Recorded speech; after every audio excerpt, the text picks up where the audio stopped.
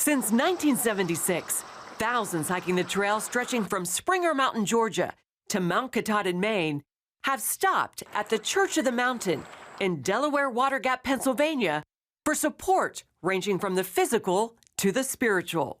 Reverend Sherry Blackman has captured many of their stories in her book, Tales from the Trail, stories from the Oldest Hiker Hostel on the Appalachian Trail. We have people from all ages coming on the trail, young, old, in between. And I believe that there's always an underlying spiritual reason for people to be on the trail. And some of them don't know why they're doing it, but what I have found consistently is people are in some kind of transition. They're wondering what's next for them. They're grieving a loss of some kind. Reverend Blackman has led this flock since 2014, telling us the hiker ministry is what first attracted her. Because we're providing shelter, water, showers, sleeping space, counsel if they want it, first aid if they need it, to strangers from all over the world. So having come from a background as a journalist, I was completely drawn to this church that had 1,400 hikers that pass through a year and stay with us. During our visit, we met Austin, trail name Pirate, a 27-year-old restaurant manager from Florida who always dreamed of making the trek. I was only gonna do Georgia. I had 2 weeks off of work, but I hit the trail and I was like, you know what, when's the next time I'm gonna be on the trail? So I, just decided to keep on going, see how far I could make it. Pirate, who started in Georgia in late April and is now more than halfway to Maine, says one of his most memorable moments was an encounter with a baby deer.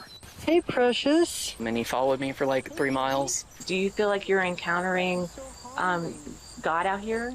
There's certainly a higher power. There's the saying on the trail provides. 4 or 5 days ago, someone had very generously put a cooler with, 6 things of water in it. And on the inside was a note, and it said, "Thru-hikers.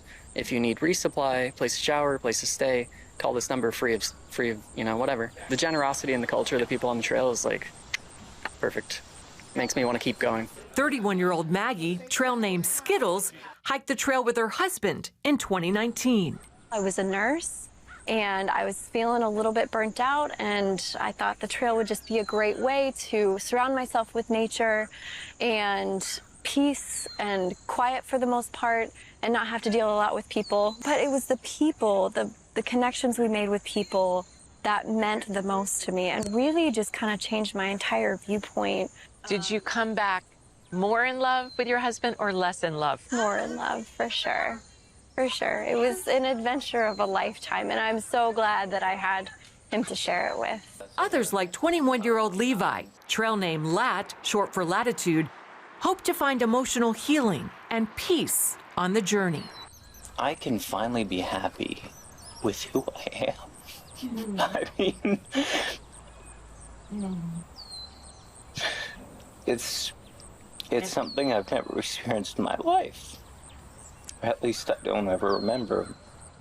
In addition to bunks and hot showers, the church hosts a free hikers feed each Thursday during the summer. We have potluck dinner. People from community as well as church come, bring food. We never know how many hikers we're going to have. We could have, I think about one night we had up to 50. There's no agenda. By the time AT hikers get here to the quaint little town of Delaware Water Gap, Pennsylvania, they've already trekked more than 1,000 miles. This is the halfway point, whether you're hiking northbound or southbound. And Reverend Sherry says that's significant. With every step they take, there's a shedding, like a soul shedding. It's like they're getting rid of stuff. They realize what they don't need to live. They realize what really connects them to life. So I think it's significant because sometimes I think it takes 1,000 miles to kind of let go of stuff. There was a guy here, he had walked here from Georgia, and he said that by the time he got to our place, he had finally forgiven his wife for her infidelity. So why did you write Tales from the Trail? I wrote it because I wanted to celebrate the ministry of the church. I wanted other churches to realize that, look around your community. They were down to like 15 people in the 1970s. And they're like, who's coming through? How do we minister to those in our town? And that's when they saw these hikers resupplying on the church lawn, and that's what started it. Whether it's the need for adventure, the thrill of the challenge, or deep personal healing, Blackman says the so-called Cathedral of the Wild often leaves these brave explorers to the only one who truly satisfies. There's a story in the book about a young man who's a potter, well-known potter, and he was walking the trail because I think he was really having his restlessness in his life. And he said by the time he got to Mount Katahdin, he realized it was Jesus and it was only Jesus.